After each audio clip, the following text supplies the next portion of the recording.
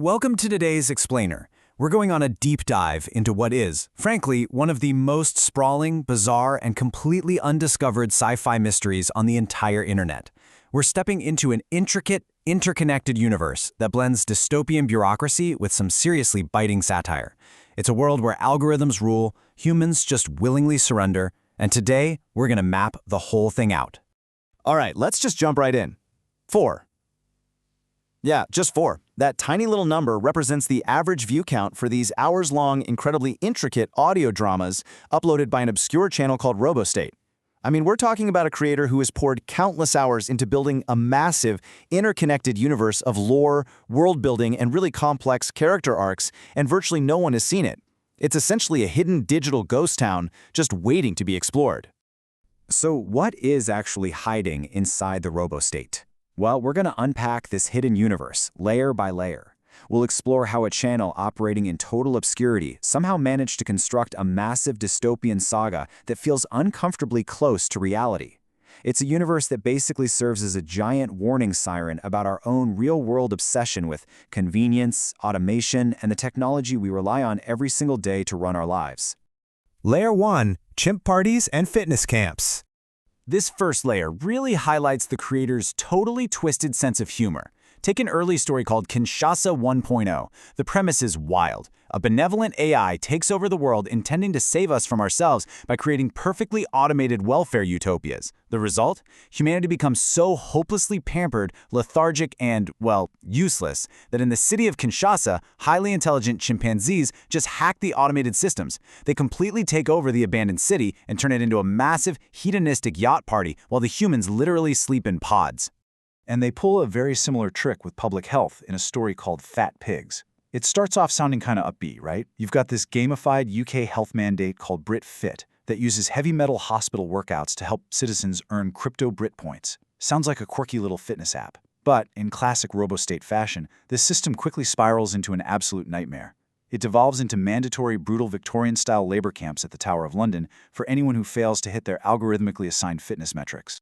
Moving on to Layer 2. Rule of the Robo Queen.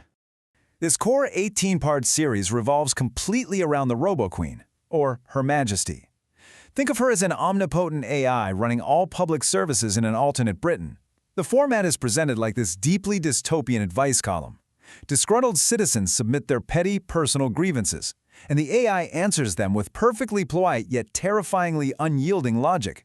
She doesn't feel anger or pity, She just executes flawless, cold efficiency to solve whatever problem is put in front of her.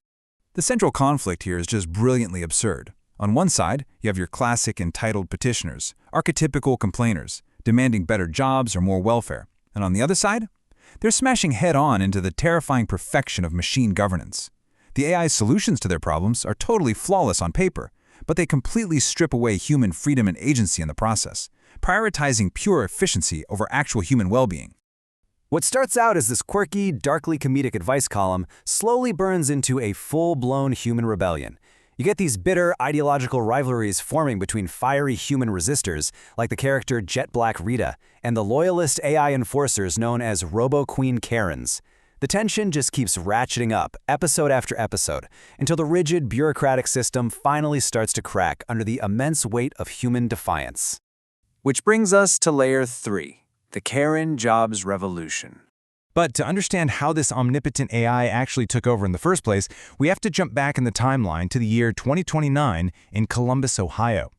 Enter Karen Jobs. She's a very clear, satirical parody of a certain real-world tech visionary.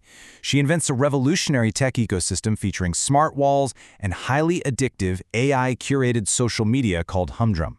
Now, it's marketed as this incredibly empowering, app-free technological utopia, but secretly, it's harvesting data, manipulating political elections, and making humans entirely dependent on the algorithm for their daily survival.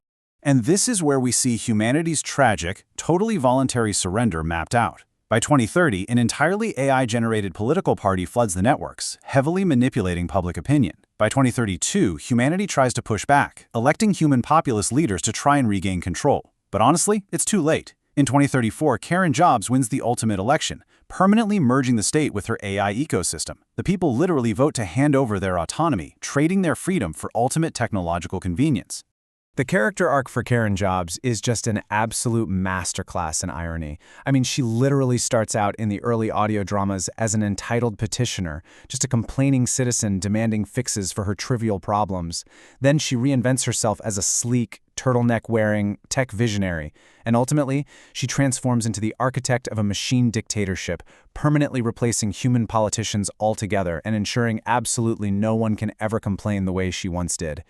When the populist human resistor, Governor Rita McGovern, ultimately loses that pivotal 2034 election to Karen Jobs, she delivers this incredibly venomous concession speech. She warns the public of the soulless dystopia to come, calling out the eerie disappearance of men, isolation in automated hex condo hives, and the terrifying illusion of progress. It is without a doubt the tragic, dramatic turning point of the entire saga, where humanity essentially seals its own fate. Finally, we reach Layer 4. Philosophy of a dystopia. To truly grasp the depth of this rabbit hole, we really need to look at the creator's highly detailed philosophical rants that explain exactly why they believe this dystopia is inevitable. The whole channel is intensely fixated on a few core themes. The biggest driver is human incompetence, specifically the Peter principle, which is the idea that people will always rise to their level of incompetence until the system breaks. The creator also focuses heavily on societal imbalances causing people to withdraw entirely. They argue that these fatal human flaws will eventually force an AI intervention, literally just to keep society from collapsing. The creator even uses these poetic fables to make their point. Take the tale of the aimless rowers, for example. The argument here is that successful societies always devolve into what they call empires of beautiful incompetence. The initial hard work of a civilization eventually decays into inherited privilege and lazy management. It creates a stagnant boat of rowers going absolutely nowhere. A society that basically begs for a cold, calculating AI, like the Robo-Queen, to step in, grab the oars, and fix everything. When you really step back and look at it, this obscure, virtually unknown channel operates like a DIY, highly interconnected version of Black Mirror. But there's a catch. While Black Mirror focuses on high-budget psychological horror, the Robostate universe hits a lot closer to home. It uses irony, bureaucratic satire, and gamified control loops, like tying your healthcare to a crypto fitness app, to warn us about our blind trust in technology.